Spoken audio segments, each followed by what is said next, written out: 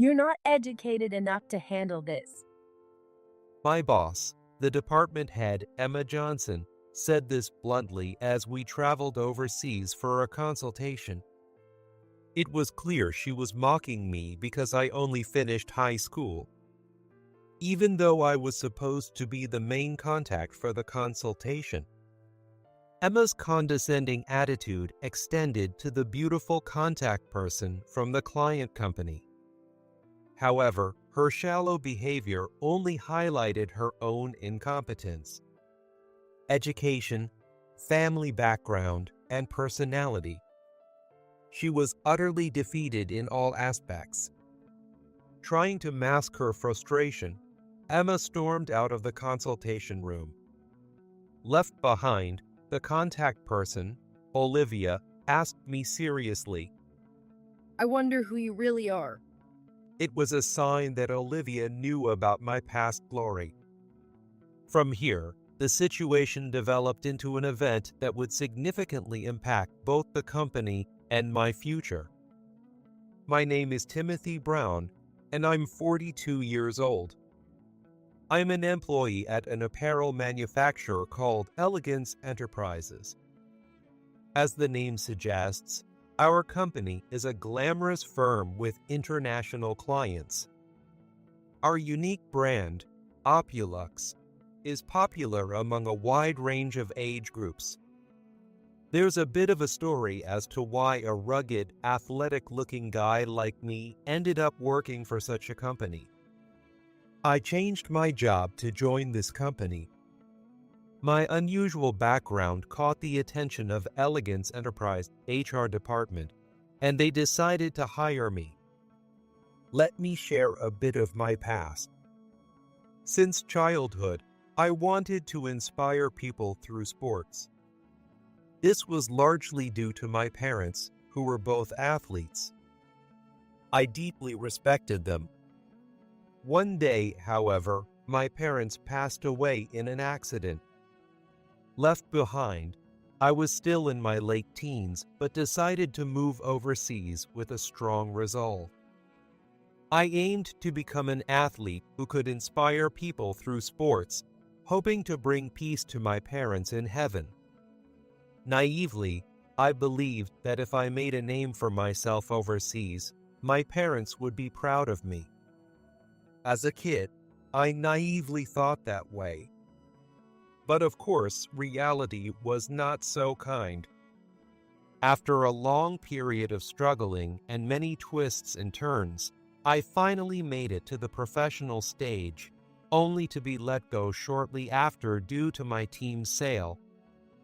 My dream was shattered just like that. When I returned to the USA to tend to my parents' graves, someone who knew me suggested I join Elegance Enterprises. Sports and clothing are closely related. They hired me because they wanted to utilize the insights I had gained from being on the front lines of sports. This happened a few years ago. Since then, I've been struggling every day, surrounded by young and stylish colleagues. In the midst of this, I became involved in an incident that shook the company. It all started with an overseas business trip. I was to accompany the newly appointed female department head on another trip to Japan. Hey, Timothy, hurry up and get the paperwork done. We don't have time. Sitting arrogantly in a chair on the floor of John F. Kennedy International Airport, giving orders, was Emma Johnson. She became the new department head last year and is my boss. While it might not be unusual in the apparel industry, being promoted to department head at the age of 32 is quite impressive. Apparently, the president of Elegance Enterprises holds her in high regard. Emma is quite demanding. For this overseas business trip, I had to handle almost all the necessary paperwork. It was bad enough that I had to do the web check-in, but I was also tasked with renewing Emma's passport on her behalf. To top it off, Emma was the one who showed up late on this crucial departure day. Her saying, "We don't have time, so hurry up with the procedures," was quite unreasonable. Honestly, I'm amazed someone like her became a department head. If it's due to the president's favoritism, it sadly seems like a typical bad habit often seen in the USA. All the other employees are people I truly respect. After successfully completing the boarding procedures and getting on the plane, Emma continued her tirade. Seriously, why do I have to be stuck with a sweaty guy like you? That idiot is on sick leave at a time like this. He has no backbone. The idiot referred to my senior colleague. Since he had been on sick leave for some time, the task fell to me. Rumor had it that Emma was the cause of his absence. Emma, you shouldn't speak ill of someone's health. You've got a lot of nerve for someone who barely went to college. Listen, unlike you, I've worked over there 3 times. I've traveled abroad countless times. I don't need to take any crap from a muscle-brained employee like you. Let out a sigh. It's true that I only graduated high school in the USA. On the other hand, Emma graduated from a prestigious women's university. But calling me a muscle-brained employee, that's quite a biased view based on my appearance and education. If she keeps thinking this way, she's bound to face trouble over there someday. And another thing, the kid in the seat in front has been noisy for a while now. I'm so tired of these uneducated lowlifes. Maybe I should smack them from behind. Please stop it, Emma. I looked up at the ceiling, worried if everything would be okay. Later, when we arrived at the hotel, Emma's behavior didn't change. She dumped all the procedures on me and quickly retreated to her room. As I carried out the various tasks, I muttered, "Is this really part of my job?" Meanwhile, she changed into a glamorous dress and went out somewhere. Apparently, she had a dinner reservation at a fancy restaurant. Even after 1 hour, then 2, there was no word from her. She isn't answering her phone for the meeting. Oh, finally, a message. Let's see.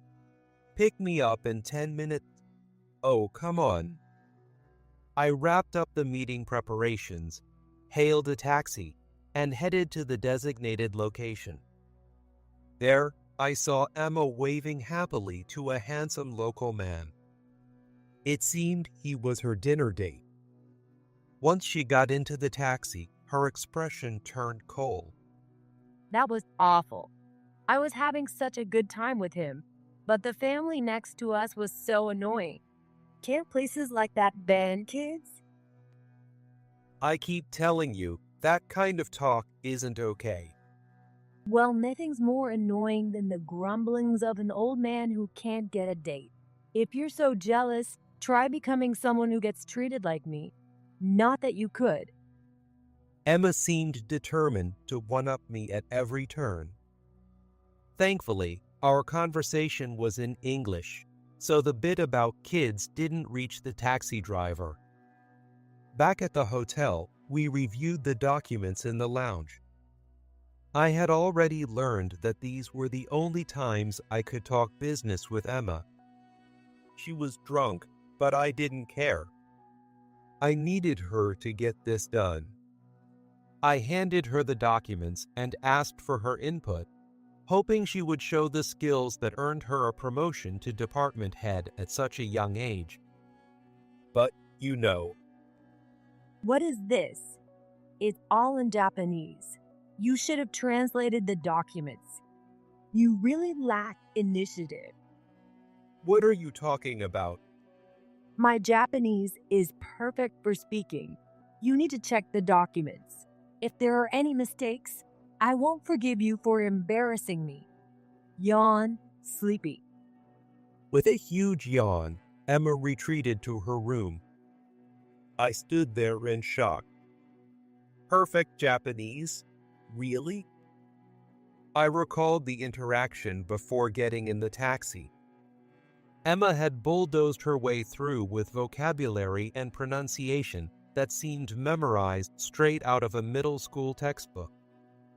Communication isn't just about vocabulary, but we were dealing with local professionals, not just chatting with shopkeepers on vacation. I can see why my predecessor collapsed from stress. I should warn her a bit more to prevent any more reckless actions. Along with an overview of the documents, I sent a message through the app saying, "Please take your work more seriously. The other party respects us, so we should approach them with a corresponding attitude." I've learned from living abroad that it's important to speak up when necessary. However, the response I got was being blocked from messages. A harsh reaction indeed. I really couldn't understand what Emma was thinking. With my relationship with my boss strained, the day of the business meeting arrived. Our client this time was Pasquette, a Japanese clothing manufacturer. For Elegance Enterprises, it was crucial to secure a contract to gain new distribution channels. Have you reflected a bit, Timothy? Emma's cold voice came from the back seat as I reviewed the documents in the taxi's front seat. I spoke up because I thought it was necessary, and I'll continue to do so. You're so cocky. Well, whatever. This is the last time I'll have to put up with you. You should be grateful. I sighed and returned to my review. Emma then spoke in a mocking tone. You don't need those documents. I'll handle the negotiations. Just stay out of it. Are you serious? I'm also responsible for this negotiation, You're not educated enough to handle this. she said, lifting her chin. I scratched my head, frowning. Soon, we arrived at Pasquet's headquarters. Emma, perfectly made up, strode confidently towards the building. I was left behind to pay the taxi fare. As I handed a tip to the driver and prepared to get out, the driver called out to me in Japanese. Hey, you look familiar. Are you a celebrity or something? No way. If I were famous, I wouldn't be scrambling around like this. I replied in accented Japanese, and the driver shrugged exaggeratedly. True enough. We both have trouble with women, don't we? But seriously, you do look familiar. The driver tilted his head in thought. I wished him a good day and hurried after Emma. Entering Pasquet's headquarters, we headed to the designated meeting room. As we entered a partitioned area, the person waiting stood up. At that moment, I heard Emma quietly click her tongue. I had a vague understanding of why Emma was in a bad mood. The representative from Pasquette was a beautiful woman around Emma's age. Welcome to Pasquette. I'm Olivia Murphy, the chief representative. It's an honor to meet you. Olivia extended her hand for a handshake. Both Emma and I were taken aback. Olivia spoke fluent English. Noticing our surprise, Olivia winked. I'm a third-generation Japanese American. My grandfather was American. My family loves American culture, so I naturally mastered the language. Sometimes people say I'm more America than the Japanese. It's an honor. I got it. Here you go, Olivia Murphy. May I have your lovely business card too? I'm Emma. Here you go. Emma awkwardly handed over her business card, and Olivia accepted it with a smile. It became clear who was better at negotiation. I confidently shook Olivia's hand and then smoothly exchanged business cards. While casually chatting about today's attire and the company's impressions, I introduced myself. I'm Timothy Brown. It's a pleasure to meet you today. Brown. Timothy? Is something wrong? Oh, sorry. Your name sounds familiar. Olivia stared at my face intently.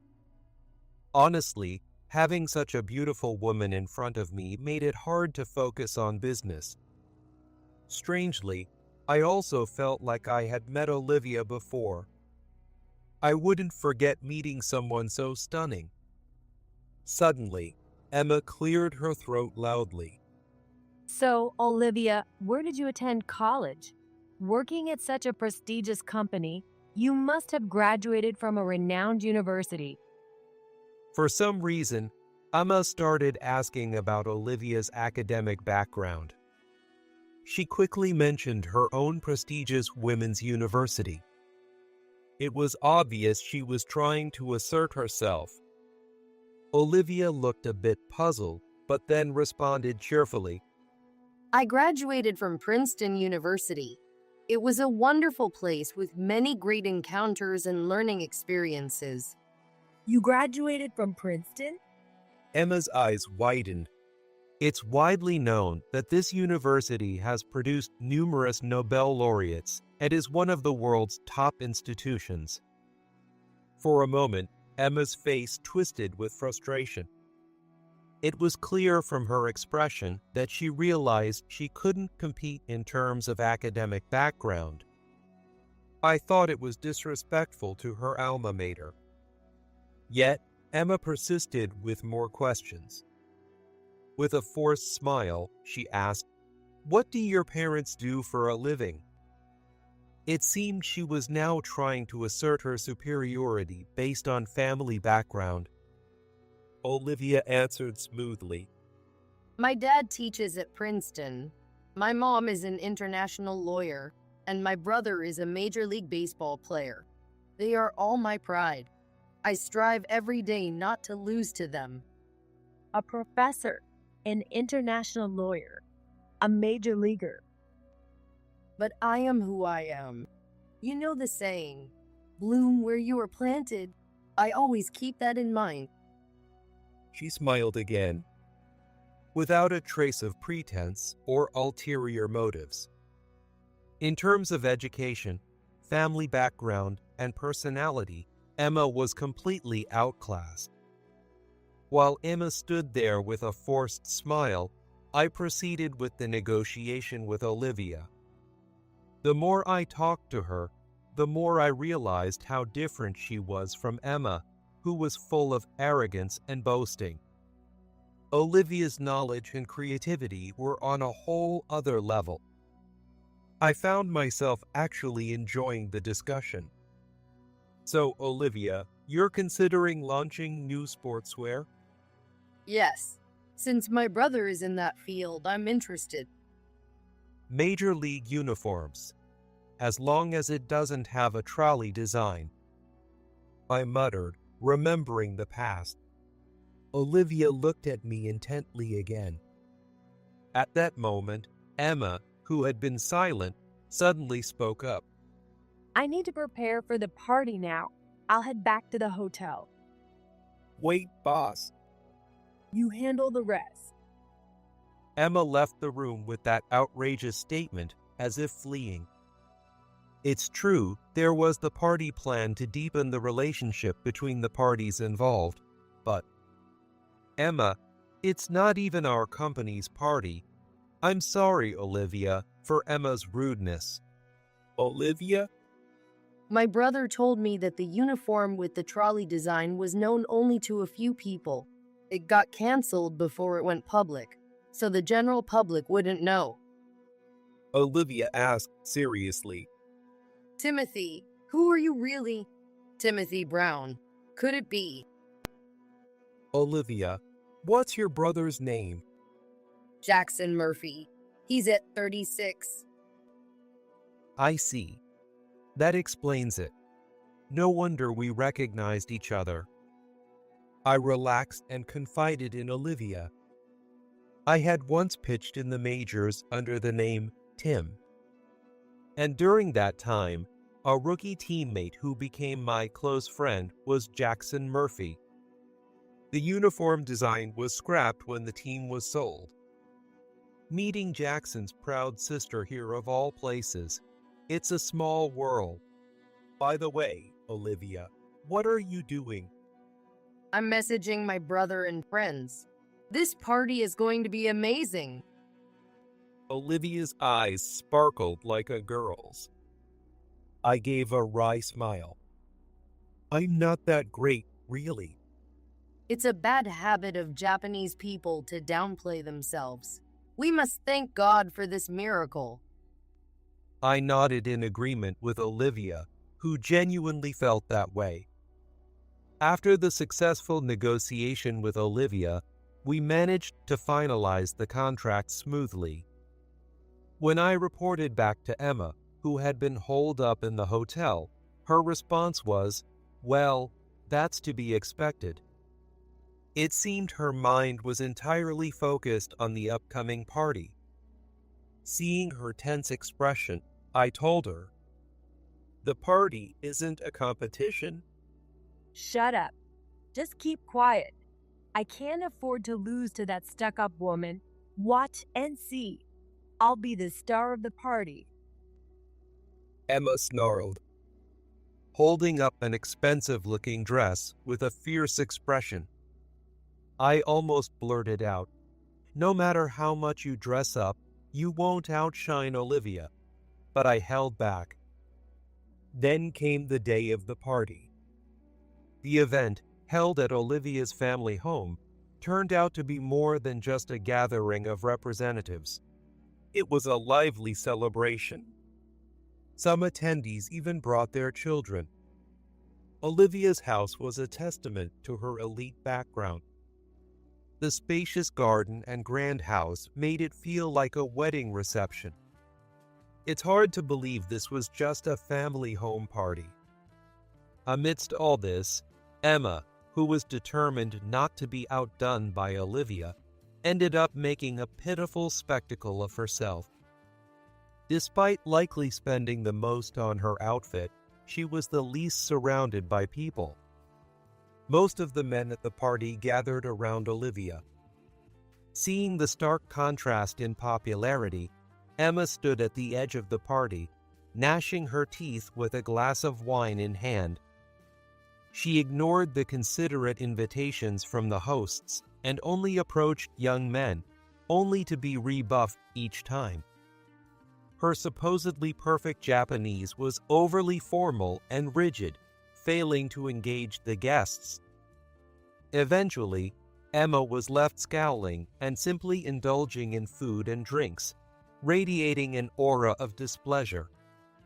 As her colleague from the same company, I felt embarrassed.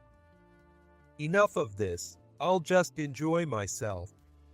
Timothy, come here, now. I sighed at Emma's frantic call and walked over to her table. What is it, Emma? Go and ruin this party. It's infuriating how that wretched woman is the center of attention. I refuse. This party was arranged to foster good relations. If you can't stand it, feel free to return to the hotel alone. What? You're so cocky for someone who's being ignored by everyone. As Emma pointed and yelled at me, a tall man put his arm around my shoulder. Long time no see, Timothy. Glad to see you're doing well. We must thank God for this reunion. Hi, Jackson. It's great to see you too. I turned with a smile and hugged him back. Jackson Murphy. At 36, he was still a star player in the major leagues. With eyes resembling Olivia's, he was truly a handsome figure. Like his sister, Jackson had a fondness for Japan and spoke Japanese fluently. He wore his number 76 uniform. I tilted my head. Jackson, if I remember correctly, wasn't your number 77? What are you talking about? This is Timothy's number, isn't it? On this special day, it's only fitting to wear a number that holds special meaning to me, Jackson said with a serious expression. In any sport, the more prominent the player, the more they value respect for their peers. Jackson had always shown me great respect ever since our early days together. As Olivia had mentioned, downplaying myself excessively would be an insult to Jackson. At that moment, Emma, who had been observing our interaction, cautiously approached. Well, who is this wonderful gentleman to Timothy? My apologies. Jackson said, straightening up and extending his hand for a handshake with Emma. I'm Jackson Murphy. I play baseball. You're Emma, right? My sister Olivia has spoken highly of you. Baseball. Oh, you're a baseball player? No wonder you have such a magnificent physique. You must have achieved great things, quite unlike Timothy here.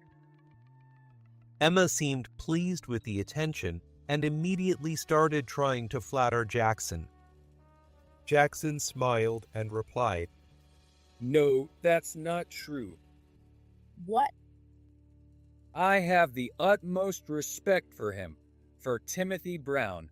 Without him, I would have quit baseball long ago. Oh, Jackson, you're too kind. Such compliments are wasted on someone like Timothy. Emma dismissed his words as mere flattery. Jackson's smile remained, but his eyes narrowed sharply. He emitted a piercing, heavy intimidation, much like the gaze he would give an opponent on the mound. To the unknowing Emma, the pressure was overwhelming. As she stood frozen, Jackson continued, You seem unaware of just how amazing Timothy Brown truly is. I have no idea. He was a hero to me and our team at that time. Jackson's voice intensified, speaking as an active major leaguer. I placed a hand on his shoulder. Jackson, that's enough. No, it's not. I need to say this for my pride. I could sense his anger. Normally jovial and team-oriented, Jackson was genuinely furious with Emma. Once, Timothy stood on the major league mound as Tim. He was 30 at the time, considered an old rookie. Just once. That's not impressive at all. He pitched a perfect game, not allowing a single runner. He did it against a team that was a top contender for the championship. Emma averted her eyes, her expression saying, So what? Jackson's smile vanished. Emma, let me make it clear for you. I am a pitcher like Timothy and the highest paid player on the team. Talking money might be easier for you to understand. Do you know how much I made last year?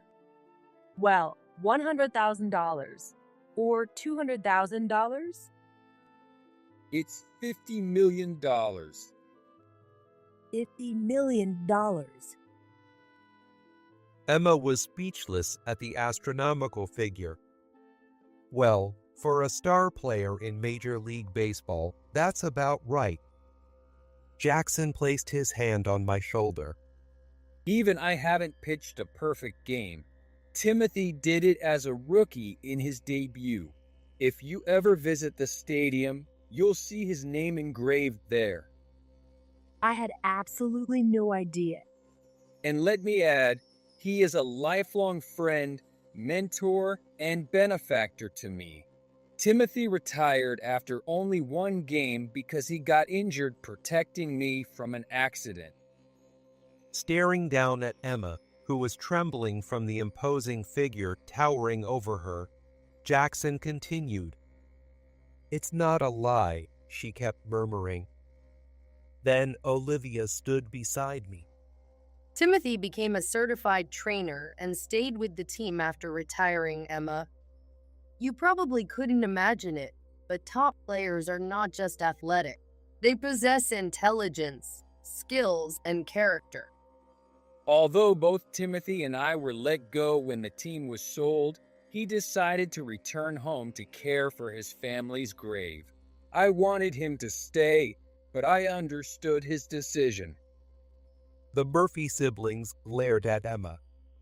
We prayed he would be happy back in Japan, but to see him treated with such disrespect. Emma, do you realize that everyone here has been helped by Timothy in some way? Do you understand the consequences of belittling him in front of these people? As Olivia spoke, the party attendees began to gather around me. Feeling targeted by everyone's eyes, Emma trembled even more violently. Humiliation, fear, and an overwhelming sense of disgrace. Her expression conveyed a turmoil of these mixed emotions. Unable to handle her emotions, she lashed out at me. How dare you make me feel this way? Why do I have to endure this? Emma, I'll fire you as soon as we get back home. Emma lunged at me, screaming. At that moment, a small boy, one of the party attendees, stepped between us. He spread his arms and shouted in English, "Don't speak badly about Timothy." That seemed to set Emma off. Before I realized it, she raised her hand. You're always so annoying. I hate kids. She struck the boy with all her strength, pushing him away. The atmosphere changed instantly. While I helped the boy up, Jackson and others quickly restrained Emma. Someone call the police. No, let go of me. Why is this happening to me? Police? What do you mean? You crossed a line. Jackson's serious anger stopped Emma's struggles. She looked around and realized that everyone was condemning her. She also understood that she was going to be arrested. No, I didn't mean it. Everyone here witnessed it. You're done. Timothy, help me. I'm your boss. Even now, she was being selfish. I delivered the final blow. I can't be with someone who doesn't respect children. Leave us, Emma. No. Emma's pathetic cries echoed. Eventually, she was taken away by the police, still in her soiled dress. It took some time after that. With the formal arrest and indictment of Emma Johnson, Elegance Enterprises faced a major upheaval.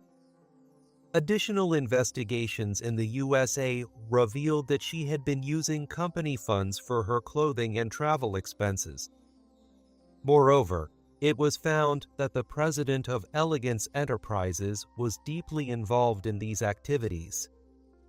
In the apparel industry, where brand image is crucial, this scandal had a significant impact on the company's performance. Being arrested abroad for assaulting a child, coupled with the embezzlement scandal back home, was a huge blow. As a result, Elegance Enterprises soon went out of business. The president, burdened with enormous debts, withdrew to the countryside. Emma, the root of the incident, faced hefty compensation that she couldn't repay in her lifetime and was left in despair. Her family cut ties with her. Her much-boasted overseas travels became impossible as her passport was revoked and she was banned from entering other countries. But she brought it upon herself. I hope she learns to live within her means from now on. Meanwhile, the rest of us employees, valued for our experience and connections, successfully found new jobs. The person who had hired me at Elegance Enterprises after I returned from Japan started a new company and offered a helping hand to my colleagues and me. There are always places that need good talent. As for me, thanks to Olivia's efforts, I got a job at Pusquet. I now sell shirts worn by top athletes like Jackson. In exchange, I also took on the role of his advisor. It reminds me of the days when I was always looking ahead, and it doesn't feel bad at all. One day off, I returned to the USA with Jackson and Olivia. I visited my parents' graves. Jackson, you don't have to be so dressed up for a great visit, even though the USA is strict about these things. You guys are too casual. This is about showing respect. That's just like Jackson. I smiled wryly as I clasped my hands in prayer before the grave. The two of them did the same. After a while, Jackson spoke again. Besides, today is special. We have important news. We officially became family. At least let me greet them properly. Yes, thank you, Jackson. I then hugged Olivia, who stood beside me. Mom and Dad, I married her. Nice to meet you, Mr. and Mrs. Brown. I'm Olivia. I vow to help fulfill his wonderful dream of inspiring people through sports. And I'm Jackson, Timothy, and Olivia's brother. No matter how many miles apart we are, the sky connects us all, right? Despite his formal attire, Jackson's casual manner made me chuckle. I clasped my hands together again. We have a lively and happy family now. Please continue to watch over us.